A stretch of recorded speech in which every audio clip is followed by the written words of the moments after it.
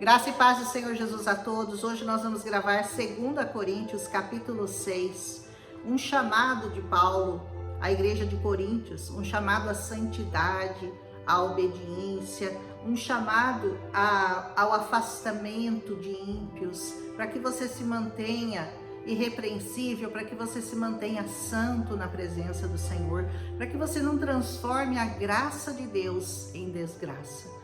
Eu já falei isso há alguns capítulos atrás. Não transforme a graça de Deus em desgraça. Não use a graça de Deus como desculpa para você pecar à vontade e dizer: eu tenho um advogado no céu que vai me defender. Isso é transformar a graça em desgraça para a sua vida, porque a graça não é uma permissão para o seu pecado. Aliás, é um livramento dele completo. Você vai se livrar totalmente do pecado e não mais servi-lo como você fazia antigamente. Diz assim: como cooperadores de Deus, nós insistimos com vocês, para que vocês não recebam em vão a graça de Deus. Não torne em vão a graça. Você é um cooperador, você coopera com o reino de Deus nessa terra. Eu já falei quanto você é importante para Deus, o como você é uma pessoa que tem que ser vista pelas pessoas como alguém que ama o Senhor Jesus e que o serve de todo o coração.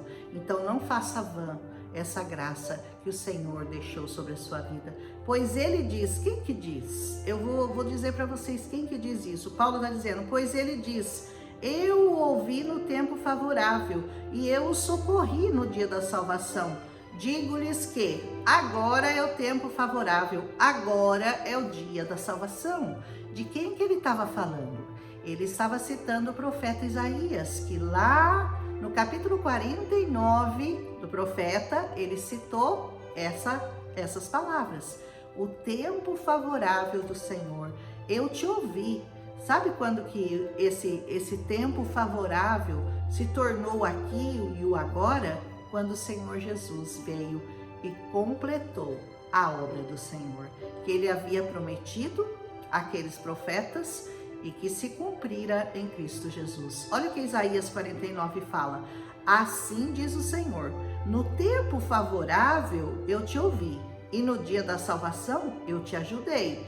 E te guardarei, eu vou te guardar, e eu vou te dar por conserto dos povos, para restaurares a terra, para lhes dares em herança aquelas herdades assoladas. Você é a herança do Senhor, a sua terra, a terra do seu coração é a verdadeira herança que o Senhor tem interesse em dar para você. Para dizer aos presos: saí, e aos que estão em trevas, aparecei. Eles pastarão nos caminhos e em todos os lugares altos terão o seu pasto. Nunca terão fome, nem sede, e nem a calma, nem o sol os afligirão. Porque o que se compadece deles, aquele que se compadece deles, o Senhor os guiará e os levará mansamente aos mananciais das águas. Isso era uma promessa para Isaías. E ele certamente estava repetindo, ele estava revelando o que o Senhor Jesus faria por cada um de nós. Aleluia! Não damos motivo para escândalos a ninguém, em circunstância alguma, para que o nosso ministério não caia em descrédito.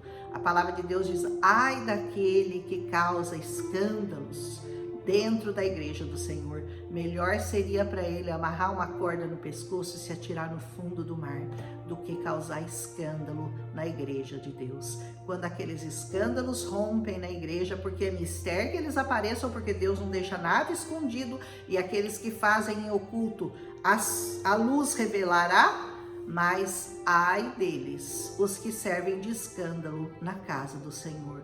Melhor seria que eles não tivessem nascido, né?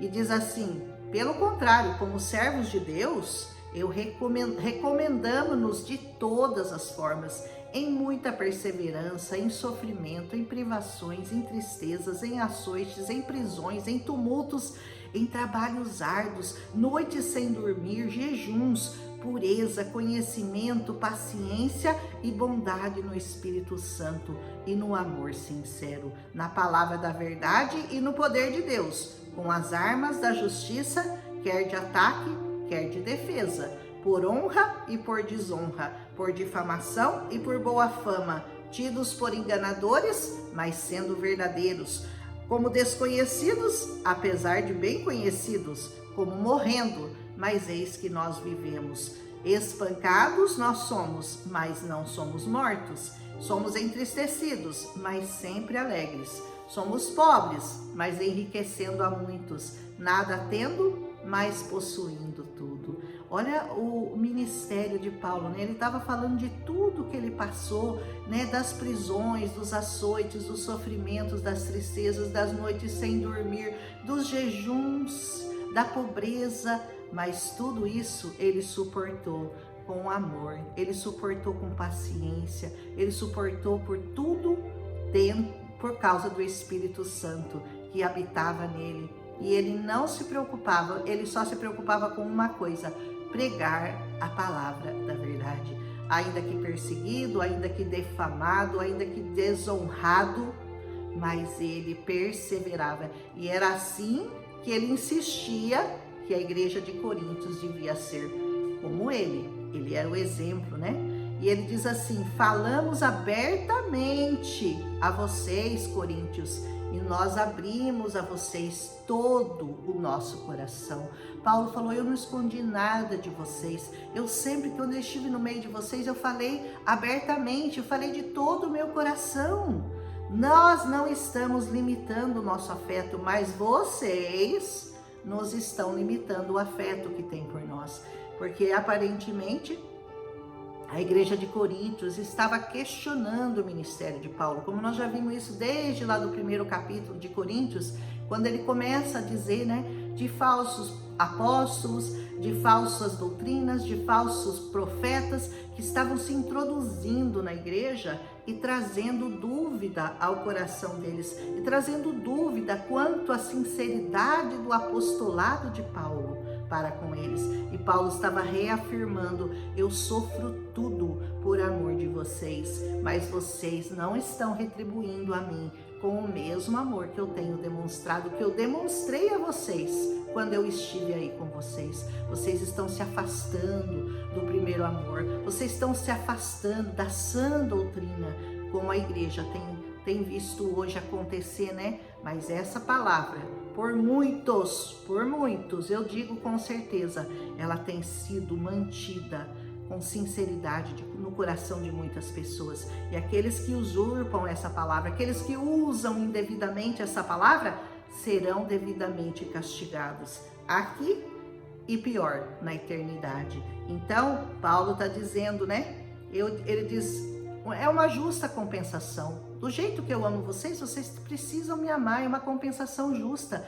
Eu falo como a meus filhos, abram também o coração para nós, ou seja, nos amem da maneira como nós amamos vocês, nos respeitem da maneira como nós temos respeitado vocês, ensinem as pessoas a amar como nós ensinamos a vocês. Sigam firmes naquilo que vocês foram ensinados e não se deixa levar por falsos profetas, por falsos pregadores, por pessoas que se infiltram na igreja e querem usurpar essa palavra, querem usar essa palavra para benefício próprio, para se aparecer ou para lucrar em dinheiro. É muito perigoso. Então Paulo está dizendo: fica atento, presta atenção, não se deixa iludir, não se deixa enganar. Não se ponham num jugo desigual com os descrentes. Não se coloca debaixo do jugo desigual. Irmã, você está querendo casar com um descrente? Não faça isso.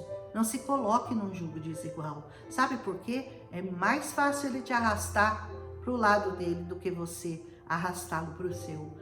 O diabo, ele vai puxar você e você vai ficar devendo obediência ao seu marido. E você que vai casar com uma descrente, você que é crente, quer casar com uma descrente, você vai se colocar debaixo desse jugo desigual. E aí você quer ir na igreja, ela não quer ir. Você quer servir ao Senhor, ela não quer. Ou ele não quer. Então, pensa bem, viu?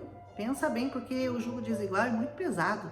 Pois o que tem em comum a justiça e a maldade? O que vocês têm em comum? Nada. Que comunhão pode ter a luz com as trevas? Que comunhão que pode ter?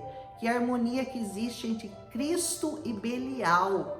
Belial é um demônio. Então, que harmonia que pode haver entre Jesus Cristo e um demônio? Nenhuma harmonia.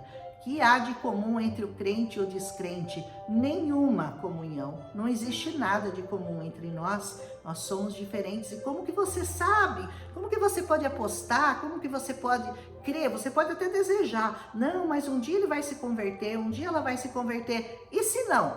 E se não se converter? Você vai passar a sua vida num jugo desigual, lutando com uma coisa que você pode evitar na sua vida? Se você é um crente verdadeiro em Cristo Jesus, pense bem, né? Que acordo que há entre o templo de Deus e os ídolos? Vai casar com um idólatra? É com esse que você quer se casar? Pois somos santuário do Deus vivo. Você é santuário do Deus Altíssimo. Como disse Deus, eu vou habitar entre eles e entre eles eu andarei. Eu serei o seu Deus e eles serão meu povo. Deus não está longe de você, Deus não está lá no alto, Deus está dentro de você. Ele te protege contra todos os ataques do diabo, mas as decisões que você tomar, você vai arcar com elas. E se você tomar uma decisão errada, de se unir a pessoas erradas, se unir com descrentes, seja para casar, seja para abrir um negócio, ou seja para qualquer outra coisa, para se assentar na mesa deles, você está cometendo alguma coisa que o Senhor não vai poder te defender, porque você está indo contra a palavra dele. Aí você fala, ai Senhor, me ajuda agora. Como? Foi uma decisão sua, foi a vontade sua, foi o desejo do seu coração. Deus não vai impedir você de fazer aquilo que você está pretendendo, está propondo no seu coração, mas aquilo que você vai colher é inevitável. Deus não tem como impedir a colheita. A semeadura é espontânea, mas a colheita é obrigatória. Então pensa bem, né? Diz assim, portanto, saiam do meio deles, sai daí de onde você está, sai do meio deles, separem-se. Você é santo. Santo significa separado para o evangelho do Senhor. Procure andar com pessoas que amam ao Senhor, procure andar com pessoas que falam do Senhor. Afaste-se das pessoas que não querem nada com Deus. Elas não querem nada com Deus, elas estão com você, mas elas querem puxar você para o lado delas, para fazer as coisas que elas gostam, que agradam ao corpo delas. Elas não querem falar do Senhor, elas não querem louvar o Senhor, elas não querem andar com você e a igreja com você, elas não querem. Então busque andar com pessoas que falam a sua língua, que sentem o que você sente, que conhece o Deus que você conhece, que serve, que é cooperador da igreja do Senhor. Amém? Diz assim, saia do meio deles, separem-se, diz o Senhor, não toquem em coisas impuras, e eu os receberei. Tem muitas coisas impuras nesse mundo, tem bebida, tem cigarro, tem idolatria, tem mentira, tem inveja, tem tudo nesse mundo, prostituição. O Senhor diz, afaste-se. Afaste-se, não toque nessas coisas. O que você fala, o que você toca, o lugar que você pisa, aquilo que você ouve, aquilo que você vê, tem efeito na sua vida espiritual. Então proteja a sua vida espiritual, proteja-se das palavras erradas, das companhias erradas, das pessoas erradas. Ajunte-se de verdade ao povo de Deus. Deseje estar sempre ali, amarradinho com o povo que ama o Senhor, e diz assim, e eu lhes serei pai.